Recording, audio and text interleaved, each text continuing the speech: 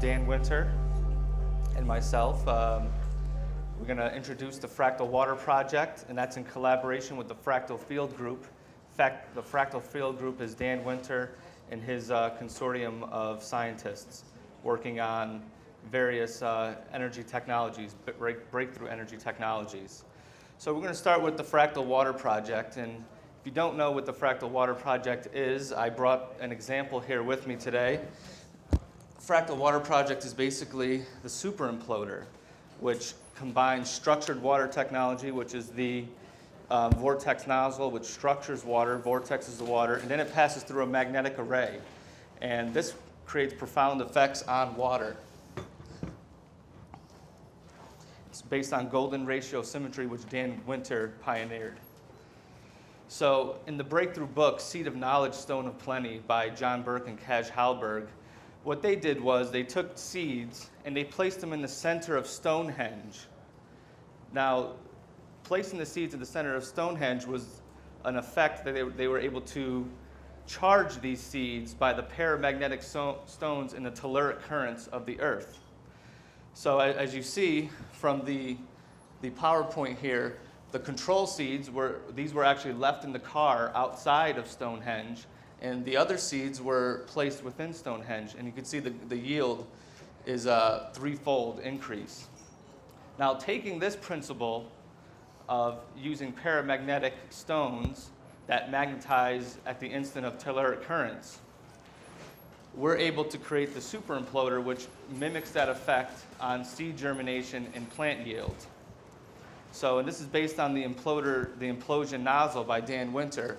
So the imploder nozzle was developed by Dan Winter, and he's an expert on sacred geometry and mathematics. The concept of the imploder is to move water through the 5 channels in the pent shape that follow a cone and spiral into a golden ratio of 0.618. So these 5 channels then propel water, and they touch at correct angles to create a vortex. And that vortex is a perfect phi vortex. And what it does is it creates a net energy gain during collapse, meaning that the inside is spinning faster than the outside. That is implosion. And this has profound effects on water. As you can see here, the result is touch-sensitive living water. So depending on how you touch the water at the vortex, it's going to create different effects. It's going to react differently to how you touch it. So as we see here, we have a magnetic array. This is on the inside of the super imploder. So we have 8 phase conjugate magnets, meaning that the magnets are opposing each other. And if you can actually see how the magnetic energy is flowing through the magnet, it looks like a vortex. So you have 2 vortexes together, and they're hitting. So that point where they're hitting together is called the blotch wall. So it's a point where it zeroes out. And that's where all the magic happens in the water and the structuring through the magnetic array. So basically what it does is water molecules, we know that they tend to cluster up, and they're trying to get through plant material, but yet they get pushed out because the molecules are too large and clustered together. So first what we do is we pass the water through the imploder nozzle, and that structures the water first, and it gets it ready for the magnetic array. And once it passes through that magnetic array, it then declusters it into monoatomic size, so it could actually be absorbed through the plant material, and that's what's called redox potential. So the imploder, super imploder, ups the redox potential of the water, and what we see is profound effects. On the left, we have, this is a sunflower. So on the left, you can see the roots are dramatically larger than the regular water plant. And this is what you'll see throughout time and time again. I mean, there's other magnetic water companies that are out there. They're using just the magnetics, but when you combine the structured water part of it with the magnetics, that's where you get your profound growth effects. So we have results from India, as you can see on the left. On the left there, that's regular water. On the right, that's imploded water. That's going through one pass of the super imploder on one growing season. So as you can see, we see double the weight with the super imploder. On the left is regular water. On the right is the super imploder water. The left has 25.1 grams. The right has 52.2 grams in weight. So the Imploder is a very simple device based on very simple science that's based on golden ratio and also based on how the pyramid builders built their structures, how the people of Stonehenge built their structures, and they built it with correct geometry. And it's Dan Winter that used this to create the Imploder nozzle and many other devices which are going to be coming up, and he'll be talking about those soon. What's very special about the Imploder nozzle is that it's probably the only device in the world that's created today that's based on his scaling principle of Planck length times Planck time times golden ratio. And that's the same scale that you see in the Milky Way galaxy all the way down to the cells in your body. So when you apply this very profound principle to just very simple devices, that's where you would see the magic happening in life. So we're going to go into Dan Winter's presentation. Dan Winter's presentation is about one symmetry for all implosive collapse. That symmetry is his golden ratio principle, which he will get into next. Please cue Dan. Hi, Dan. You're on. Hi there, Jason. Glad to be here. Yes. Thank you for the intro. Can you hear me okay? I can hear you. Let's see if everyone else can. Can you hear me okay? Are you there? Is my voice okay? They're saying they can't hear you, but the volume is up all the way. They said there was no audio on the streaming. Testing 1, 2. Testing. Let me 1, switch the speakers here. It's in Swedish, testing, 1, so 2. I can't read testing, that. 1, 2. So, We have audio? yeah, they're going through the speakers, not the. Here we go. Testing 1, 2. There testing we go. 1, We're good. 2. So Okay, you can. unplugging it and plugging it back in works. So All right. we're going to turn Great. you back down, and we could start. So Great. please And give. Jason, if you could leave that showing the screen behind you, because the phase shift on the streaming is such that I couldn't tell which slide was. How's that looking? Yeah, that's There good, we so I go. can see something. Great. Okay. So nice to be with you guys after a few little technical melodramas. The theme of this talk is that the centripetal force that, as Jason described, is accelerating growth and life in plants is a metaphor and actually an instruction set for the nature of the centripetal force, which is behind the actual cause of life force. And that if you understand the electrical symmetry which causes life force, and actually mental focus, attention, and even the centripetal forces of gravity, then you can understand the centripetal force, the symmetry required to tap the zero-point energy, to cohere the vacuum. So the essential hypothesis of this talk is that if we study more closely electrically where life force comes from, and it's obviously centripetal, we will then have the keys and clues to actually take responsibility for, as well as know how to cohere the vacuum and get zero-point energy. So maybe we could begin the slides then there, Jason, if you would. Sure. Let's cue up the slideshow.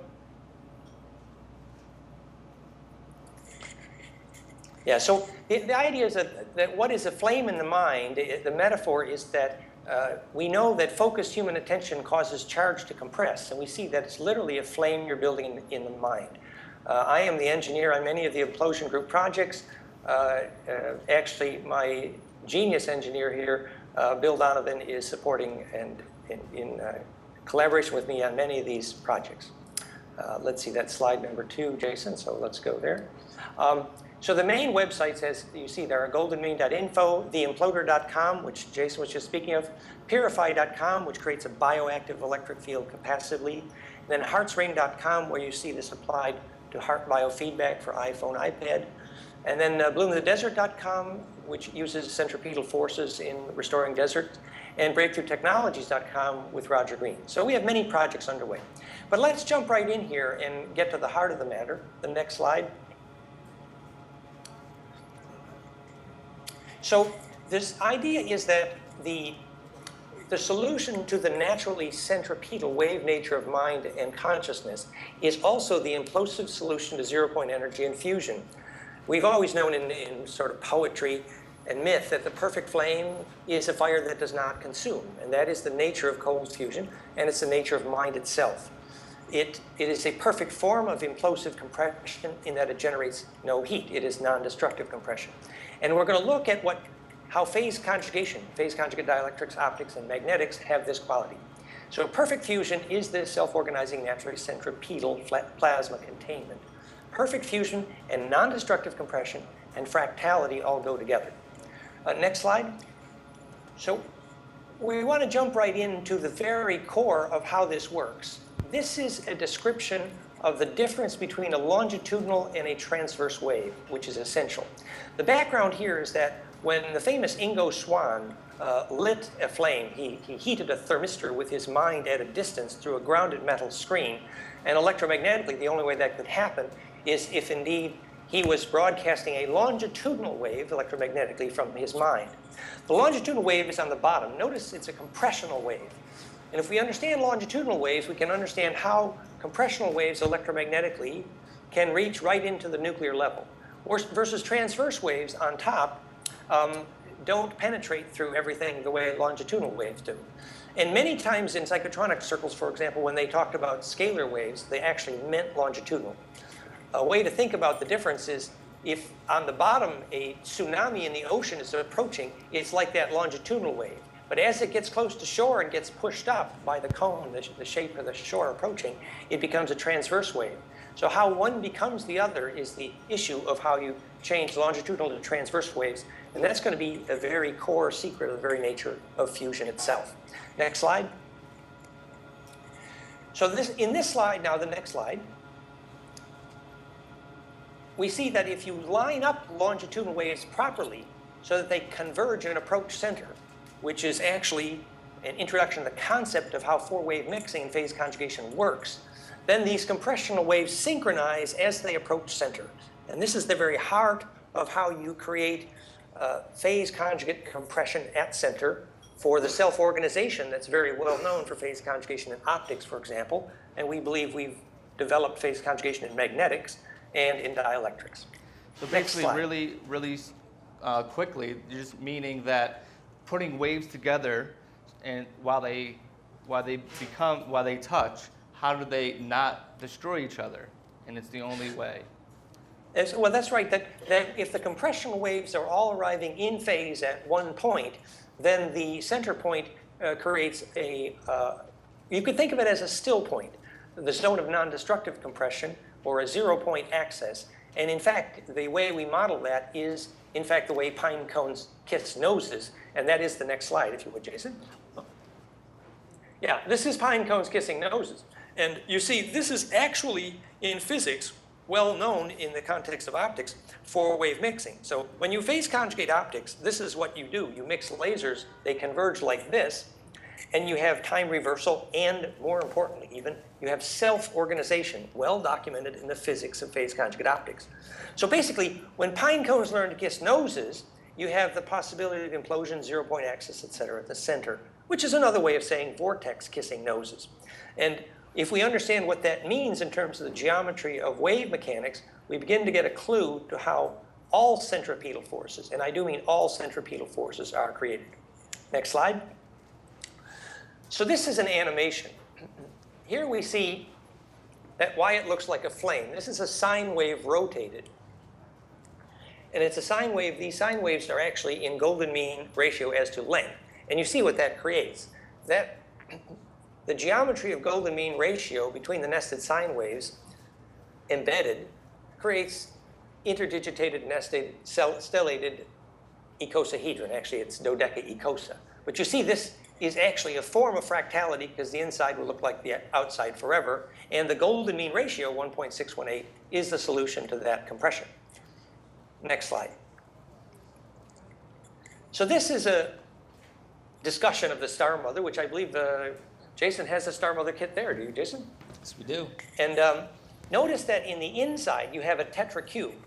But the tetracube, as we now know from mathematics, when waves get into the tetracube symmetry, which is the center part there, they actually create the octave, which is maximum destructive wave interference. So the tetra is actually, in spite of what Nassim says, is actually the opposite of fractality because it's the opposite of compressibility. Fractality is perfect compression, and the tetracube is the opposite of that because all edge length ratios in that tetracube in center are square root of 2, and thus maximum destructive interference.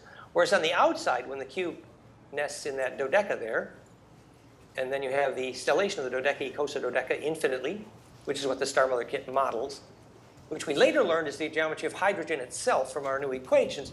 That then creates all golden ratio, and that is all constructive wave interference. Now, the website for that works out the mathematics in great detail and actually turns to the physics is fractalfield.com/mathematics of fusion. And we're going to see a reference to that in a minute. The point is that we later developed accurate mathematics to prove that golden mean ratio, in fact, is the solution to constructive wave interference. It's a project that we started in a discussion with Nassim at the Paris presentations.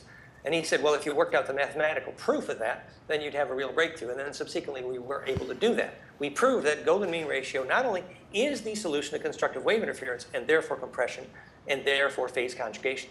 So when you say phase conjugation creates self-organization, which is well known in physics, now we can say with certainty that phase conjugation is optimized by a golden ratio. Next slide. So here we have, in terms of what is the nature of mind, this is my invention, the Bliss tuner, which is a power spectrum cross-hemispheric EEG brainwave.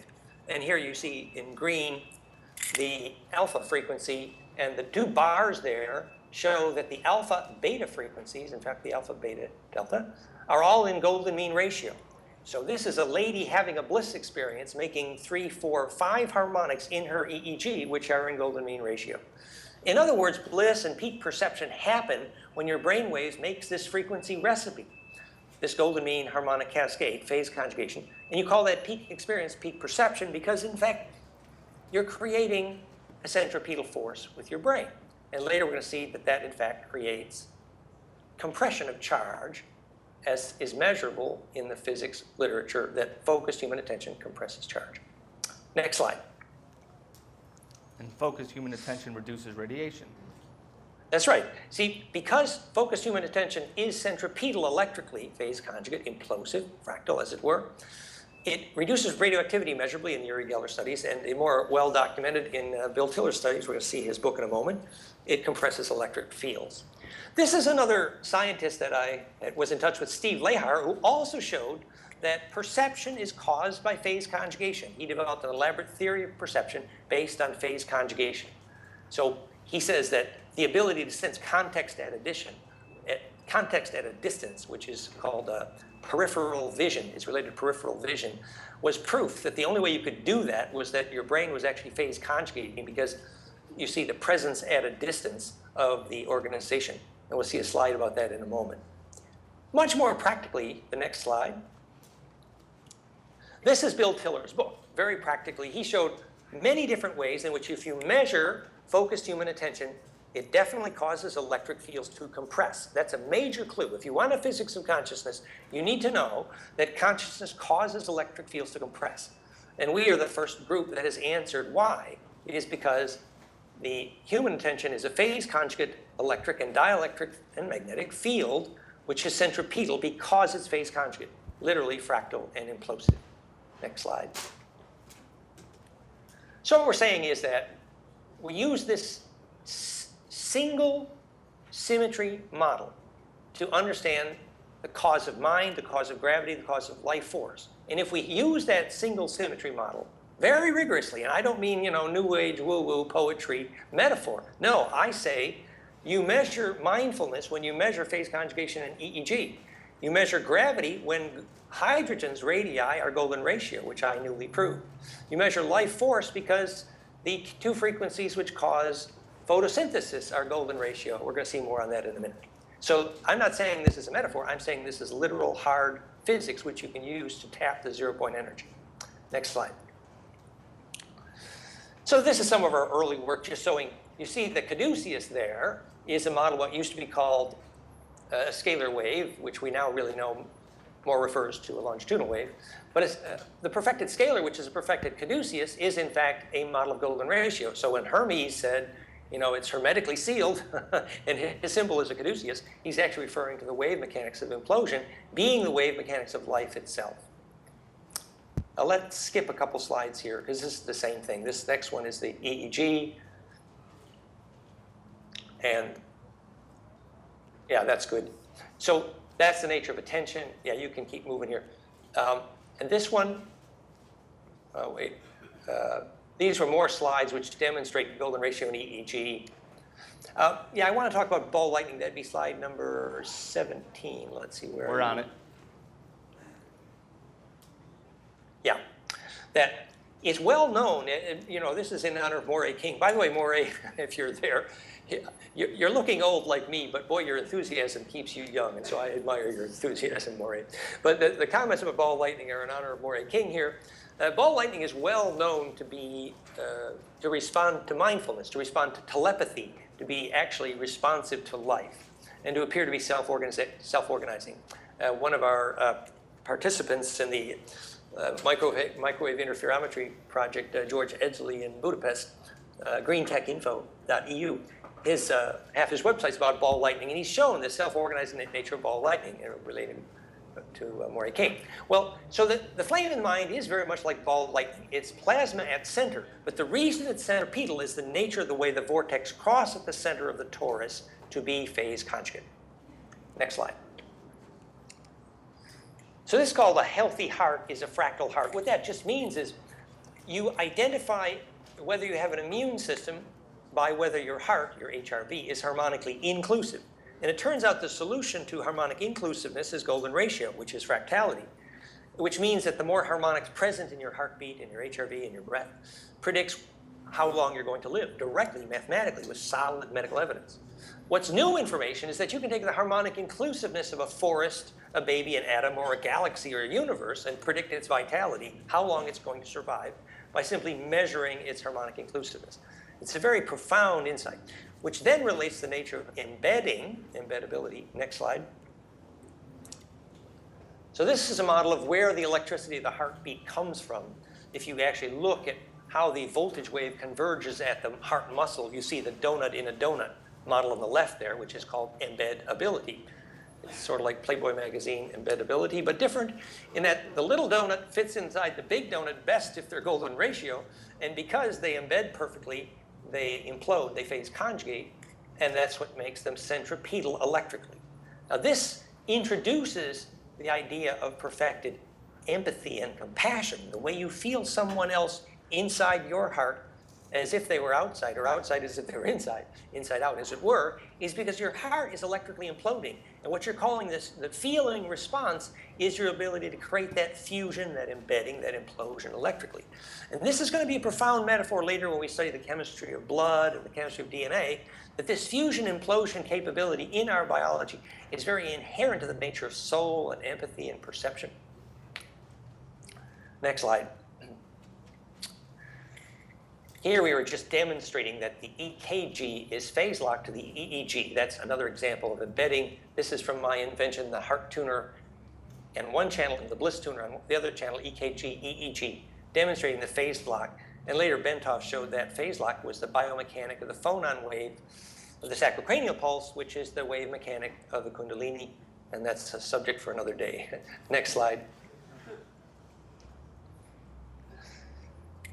So here we're showing the example that if you breathe on the center right there, by breathing into a caduceus, you're actually modulating your breath so it looks like a caduceus, which shows up directly in your heart rate variability, which is your beat interval in milliseconds. And that spectrum analysis is called HRV, the most important subject in medicine today, heart rate variability. The point is when you make a caduceus in your breathing and you create that still point, you actually create an empathy point. You create what's called the healing crisis in sacrocranial. Next slide. We have to go quickly if we're going to see the little dance here. So this is just another example of measuring empathy. This is two people measuring their heart harmonics at the same moment. And we call it the marriage counselor's dream because, in fact, you can measure whether one person is feeling another person by looking at whether their heart's phase lock on the bottom left, with the coherence frequency phase lock. We're measuring heart coherence, which is a concept I invented. And then in the right center, we're measuring the harmonics of heart rate variability. So basically, when hearts link up, you have the ability of creating empathy. So then let's skip one slide, Jason, and we come to a cheaper way to do that. This is called heartsring.com.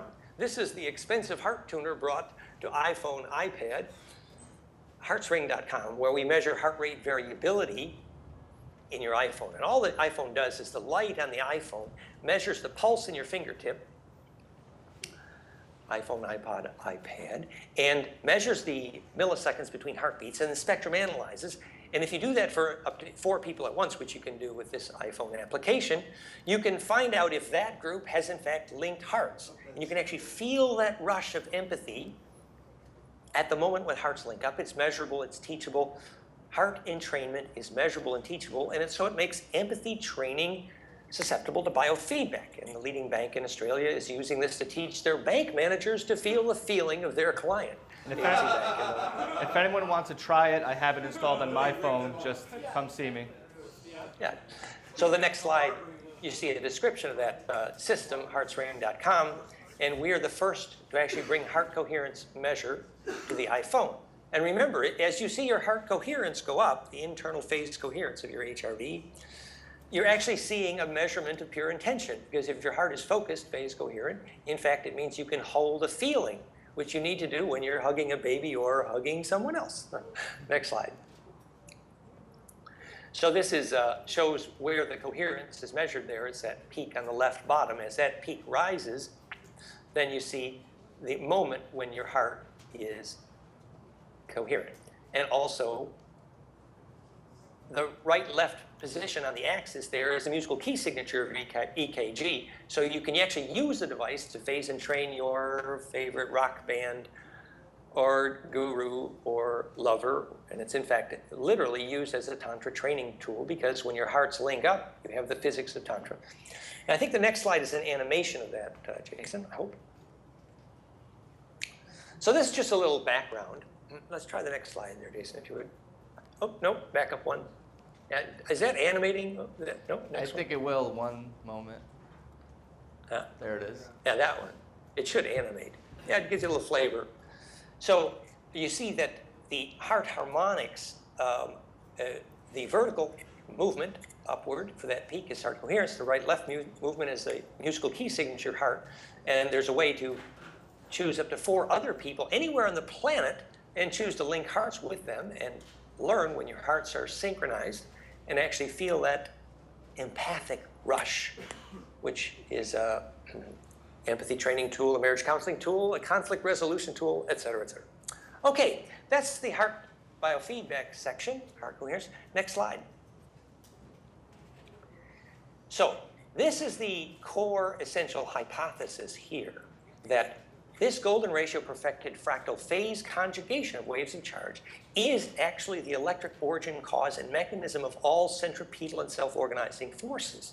This is a pretty heavy statement, including and especially gravity, life force, perception, bliss, enlightenment. And later we talk about alphabet, origin of color, we may get into that. Next slide. So we call this the fiery case, which is the phi recursion-induced charge acceleration implosion solution. Remember, charge acceleration is indiscriminable from gravity, according to Einstein, which means if you know how compression becomes acceleration, you actually know how gravity is produced. Next slide.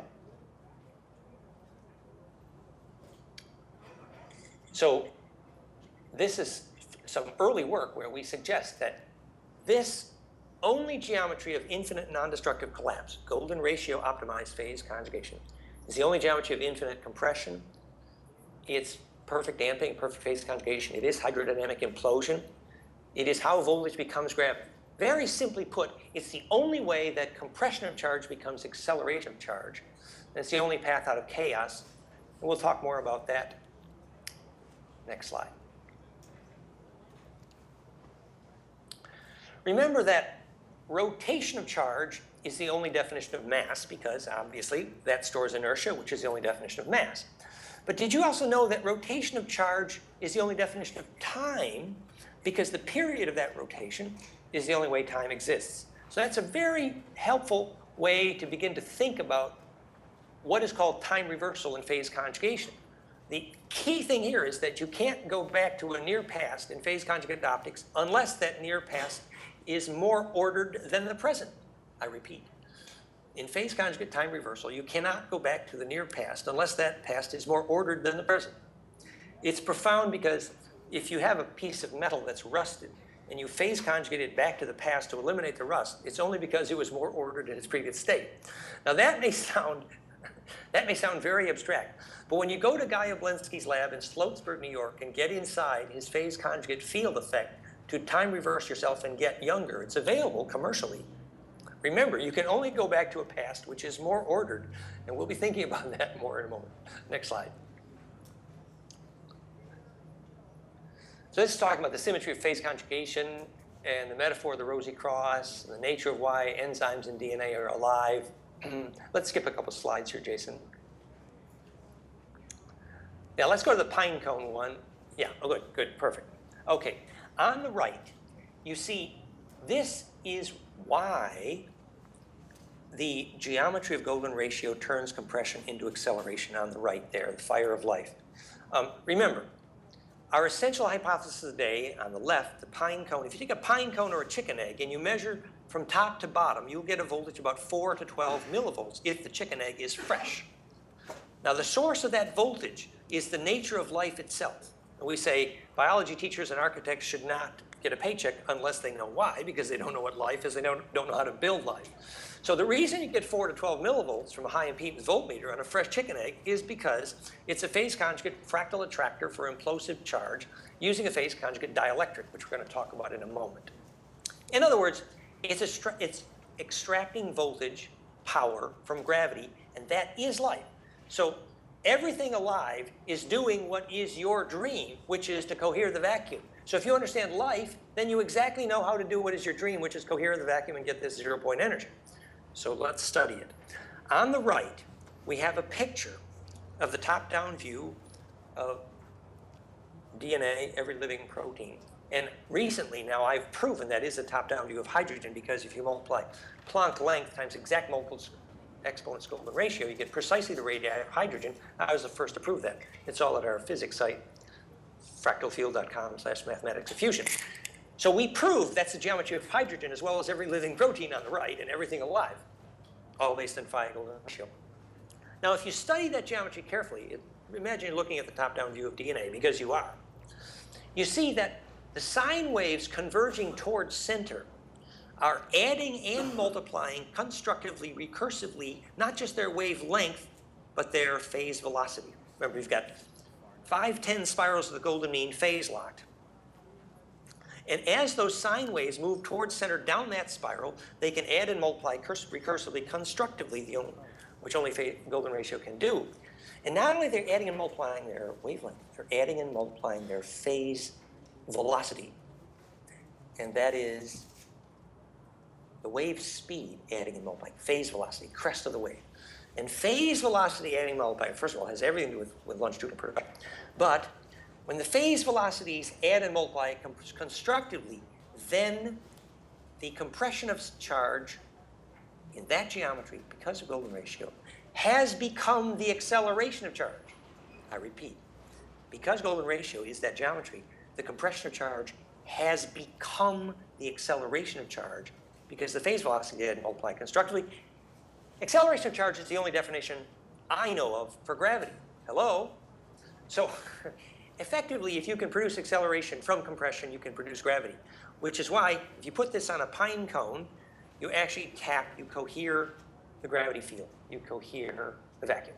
Next slide. So this is a side view, top view, oblique view. Notice in the side view of these vortex, this is the same spiral seen side, oblique, and top. In the side view, you have the 60-degree cone, which identifies the path down the stellated dodecaecosa of the star mother. You have literally precisely the geometry of DNA, Earth grid, zodiac, DNA, and hydrogen. Next slide. So Steiner called this etheric formative force, projective geometry, and later Wilhelm Reich called it orgone.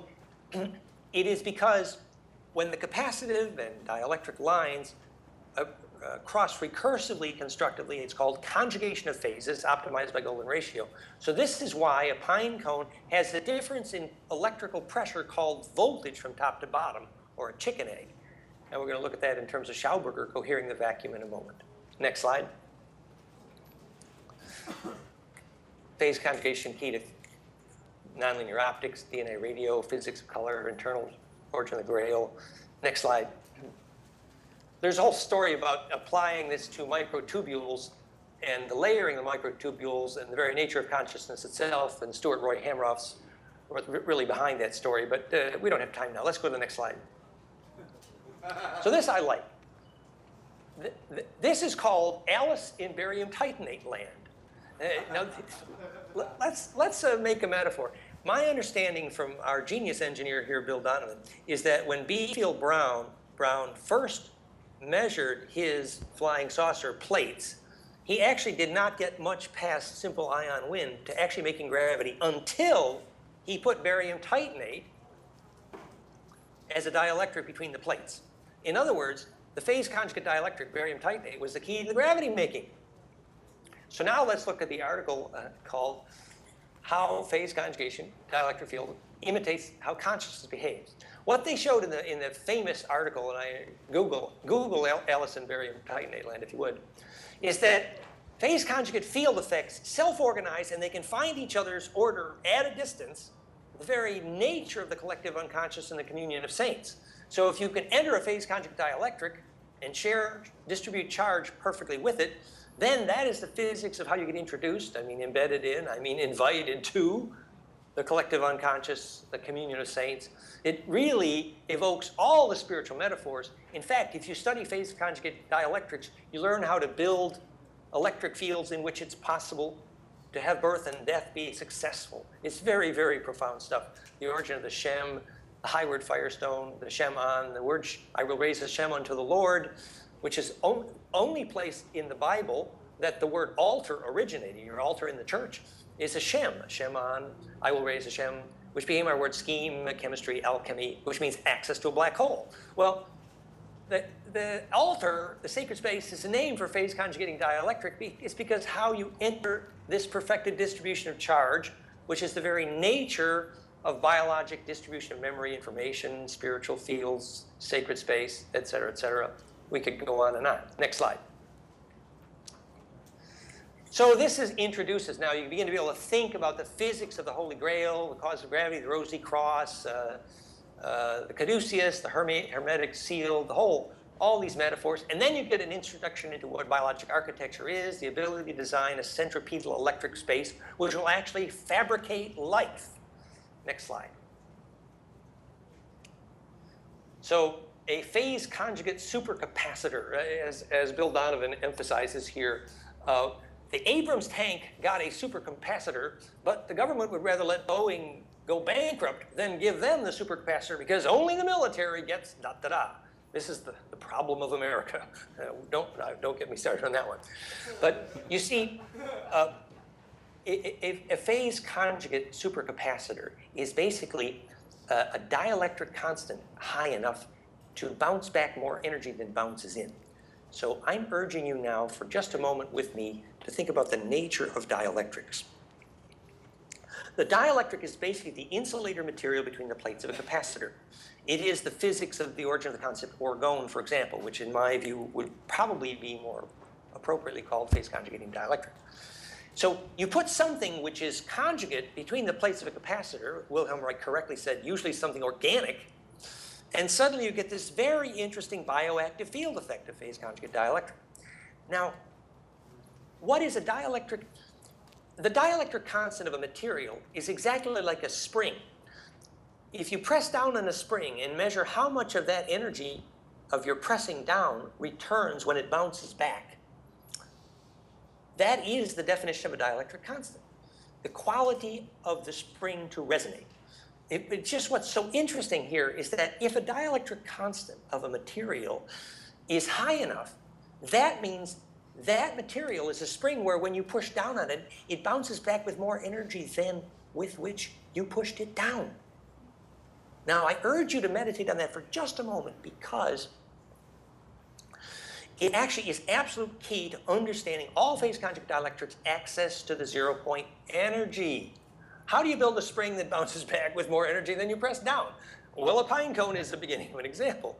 But this is an introduction to the concept of permanent electret batteries and current-free potential and how you build access to the vacuum by making a self-charging capacitor. Next slide. So it's called a permanent electret battery, and this is a very advanced technology. Nassim tried to demonstrate this a little bit, but I don't think understood the physics. Permanent electret actually have some charge.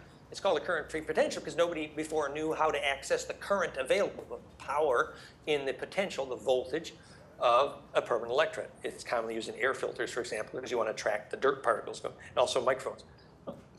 So electrets can be built that permanently cohere the vacuum. Hello, if you understand this pine cone, phase conjugate dielectrics, high dielectric constants, etc. Next slide. So that was an introduction to the concept behind cohering the vacuum with fractal field phase conjugate technology. Here's another example. Victor Schauberger knew here, when this water vortex began to spontaneously get colder, that it was about to extract voltage power from gravity. And it was, remember, this water is piezoelectrically doped, and the vortex angle is phase conjugate, and the electrical difference in pressure between the bottom center and the side there is where you extract the voltage from gravity. This electric generator, a water vortex that took power from the vacuum, worked so well that Hitler wrote a check to Victor Schauberger. Now, I'm not suggesting we discuss the politics or the history because politics and history is usually depressing. But I am suggesting we learn the physics principle, which is the angle at which this dielectric phase conjugated. Next slide. So we use this to teach in Steiner schools that etheric formative force is actually capacitance, et cetera, and projective geometry is actually dielectric geometry. Next slide. Actually now, Jason, can we skip to slide 53? As we're out of time here. So 53 is actually the Nauden showing his microgravity from capacitive curvature. Down two more. Yeah, that's it. Oh, up one. Yeah. So the curvature of the capacitor can be optimized to increase the amount of gravity you make. And obviously, if that capacitor had been phase conjugate at the center, they'd have made more gravity. Next slide. So here, this is called the Jed tower. Notice that the capacitance of the Jed tower is actually based on golden ratio, the raising of the Jedi Knight, a capacitor that actually made the gravity to reduce the weight of the stone over the king's chamber in the Great Pyramid. It's a gravity-making capacitor that's phase conjugate, and it's literally the origin of the concept of Jed, as in Jedi, the raising of the Jed. Next slide. So here you have an image of some capacitors we made, which were bioactive field. They made implosion, microgravity, and had very strange properties. On the bottom left, you could say that's sort of the configuration of Stonehenge and how Stonehenge creates. Yeah, thank you. That the reason that the field effect of Stonehenge was bioactive, causes seeds to grow, is because it's electrically centripetal. You learn the principle, and then you live forever. Next slide. So we actually mounted capacitors. This is a very large 60-degree cone seen from the top, which is a top-down view of DNA. But if you mount capacitors in that angle, you actually have the beginnings of a gravity-making device. More pictures, next slide. Very famous images of the capacitor array that made gravity. And we believe we can optimize the curvature and the phase conjugation with the new mathematics and spectrum analysis. Next slide is an early example of one we made in as Jason pointed out, the shaman in Australia actually built this. And this thing actually was capable of calling a storm which we now know is very common for orgone accumulators, but now we know why, because they're centripetal conjugating dielectric. Let's go down to 62, a couple slides down. So, one more. So it was measured several times, but that when millions of children meditate or sing the same song together, it was actually measured 11 times. There was a dramatic decrease in the number of solar flares. This is the graph. And so what actually was happening is that millions of people focusing together is creating enough centripetal force to measurably affect our star. I would like you to think about that the next time you wonder why the sun bothers making DNA. Let's go down quite a few here. I want to go down to slide number 72.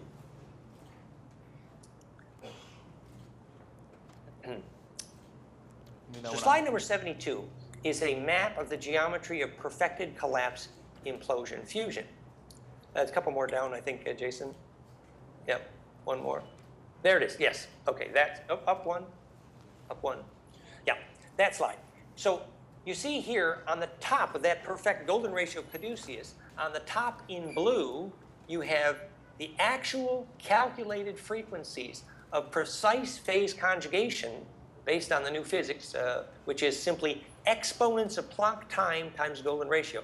So you take Planck time constant, precise whole number exponents of golden ratio, and get this cascade, which predicts the frequencies of hydrogen and the orbital time of Venus and Mercury, the orbital time of Venus and the Earth, and this harmonic cascade on the bottom, which is the frequencies in green of the Schumann resonance. So this is a caduceus cascade proving that the charge distribution efficiency of perfected phase conjugation, Planck time, exponents golden ratio, is the geometry of life force. Enter that charge distribution, you can be part of life and gravity. Next slide. And what's most exciting, I dare you to discuss this with your biology teacher. Look at the two frequencies in purple and orange there. Those are the only two frequencies which motorize photosynthesis, all of life. You take Planck time, precise golden ratio multiplies multiple exponents of Planck time times golden ratio, and you get exactly those two frequencies which are photosynthesis. You have to be that frequency or you don't get life, because that is charge distribution efficiency. Charge distribution efficiency equals being part of life. If you want to join life, you got to know that music. So that applied to Schumann, brain waves, phase conjugation, and photosynthesis. And it actually predicts orbital times and orbital mechanics. It's literally the physics of all life force. So the point is, you have to join charge distribution efficiency in order to be part of life. Now, why is this so important to people who want to talk about zero-point energy? It is important because we do not deserve zero-point energy because we don't know what energy is. Energy is only the ability to distribute charge efficiently. So if you continue to build square metal cities that prevent that distribution of charge, you are, of course, not going to have zero-point energy because you're not part of charge distribution efficiency. Charge distribution efficiency is a name for the physics of the principle of life force and mind, and therefore how to access the zero-point energy. So that musical key signature, I will tell you, I mean, I've told you the secret there, but I will tell you we have at least 3 or 4 major international funded zero-point energy and related projects of various groups that we work with, and they're all based on exactly that physics.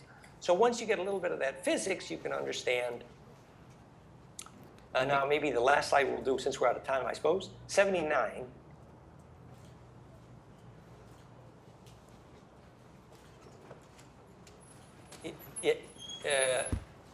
This one? That's the 12 light cones animated. Thank you, Jason. And then we skip one. Skip. Okay, last slide. Yes, that one. You see, no, up one. Yeah. There we go. Yeah, that one. You see, on the right, you have golden ratio wave interference. On the left, you have tetracube octave, which is octave powers of 2, cubic interference. This is the nemesis of Nassim, because Nassim says the tetra on the right is fractal, and it's actually the opposite. is the case because, in fact, a stellated tetra, as you see on the right, only creates powers of 2 and no golden ratio, and therefore no constructive interference, and therefore no compressibility, therefore no fractality. Now, on the top, you actually have the software which proves that golden ratio wave interference creates maximum destructive interference, that peak at the top center, the net power output of golden ratio interference. Whereas on the bottom right of the top graph, you have the maximum destructive interference caused by octaves. In other words, octaves create destructive interference and therefore isolate charge, very good if you want to stabilize a wave field. But dodecacosa, the golden ratio, creates distribution of charge and therefore fractality, implosion, compression. Perfected compression is perfected life for obvious reasons, because the solution to compression is the solution to every single problem physics has ever known. The solution to compression is the solution to every single problem physics has ever known. Mathematics has been clear. The nature of infinite compression is fractal. But no one has yet, up until now, until our work, have modeled what a fractal electric field is. Fractalfield.com. I think I've carried on too long here, Jason. So in short, the ancients knew how to create a city. Because they knew how to create a field effect which was bioactive and makes life. Exactly. Yeah. A bioactive field creation is the same as energy creation, is the same as cohering the vacuum creation. It's creating an implosive centripetal field. And the symmetry of how to do that is a solution to every problem. And aligning to different constellations and stars is part of that, because it's the geometry that aligns it. That's right. When the dolmen at Giza and Cydonia were placed at tetrahedral latitudes, it was to modulate planetary spin to phase embed zodiacal spin, and that recursive conjugate embedding stabilizes gravity and atmosphere, and that's the answer to the Hoagland dilemma. Yes. And can you talk about your Purify? We have a couple minutes.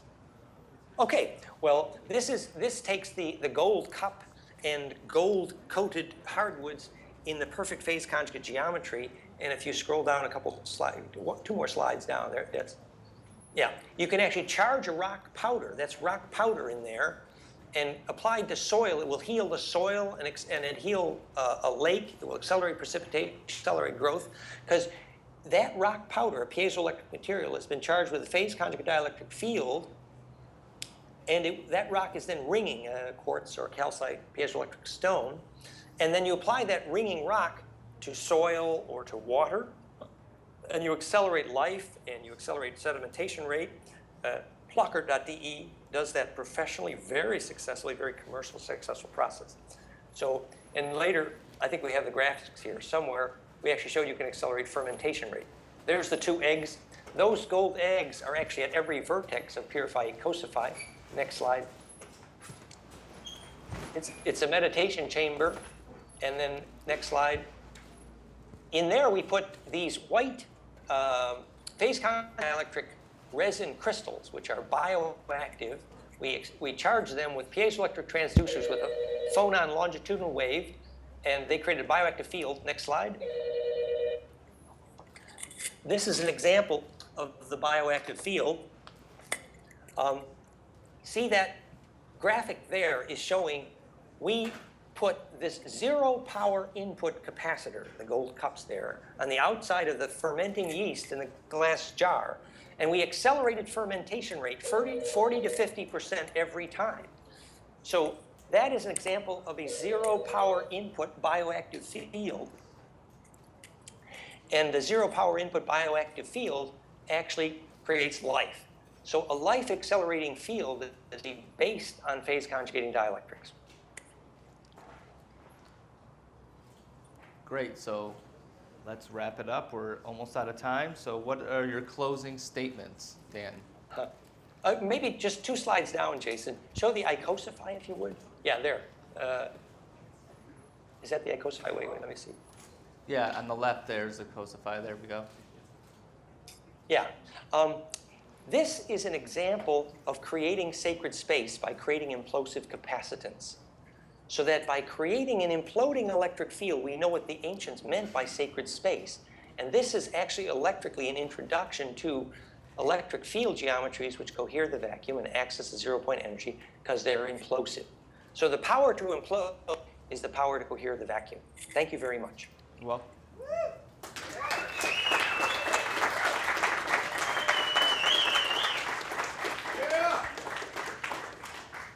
And hopefully we have time for questions at another time or later. Or Yes, there's going to be a question and answer tonight. Yeah, we'll see. You if have a see if- question? We have a question here. Based upon all that I'm hearing, because we missed I missed the very beginning, is what I'm hearing is he sounds like he's figuring out how to basically, was he talking about immortality and stuff? What I was hearing? A little bit. Now, can they show anything like limb regeneration or showing something that is definitely like somebody who's old and wrinkled and they're, say, 80 and now they're like looking 50, things like that? Has that been shown? Or they can take a dish that has old cells in it and now they're young? Have you guys done any telomere lengths? I'm basically thinking, can they show any true rejuvenation biologically and physiologically? Did you hear that, Dan? That was a I question couldn't hear the geared question. toward. Can you maybe repeat the question briefly? I'll try to make it briefly. Okay. From what I'm hearing, it sounds like you're figuring out how the whole thing works in terms of life, and it sounds like you could be on the brink of immortality or having us live indefinitely. Are you showing it physically in any mammals where, say, somebody's 80 and now they're looking 50, or limb regeneration, teeth regeneration, or cellular that's an age cell now showing it's younger, like by its telomere length or something? Is there any way that you can actually see this working physically? Jason, could you come back to the podium? Maybe I could hear something. I can't hear anything. Sure. What he's talking about is immortality. Based on the ancients, how they were able to live so long. Yes, that's right. Can we see this examples today, and is that in effect? Limb regeneration, teeth regeneration, Yes, cellular- that Guy Obolensky's work with the Lakovsky oscillator, now applied to the Priory work, is basically life extension technology based on restoring centripetal force to the body. Absolutely. So the Lakovsky, the Priory work, the Guy Obolensky work, that is now extended to the pure physics of how the body becomes permanently implosive, and that absolutely is key to life extension, for sure. Thank you. Yes.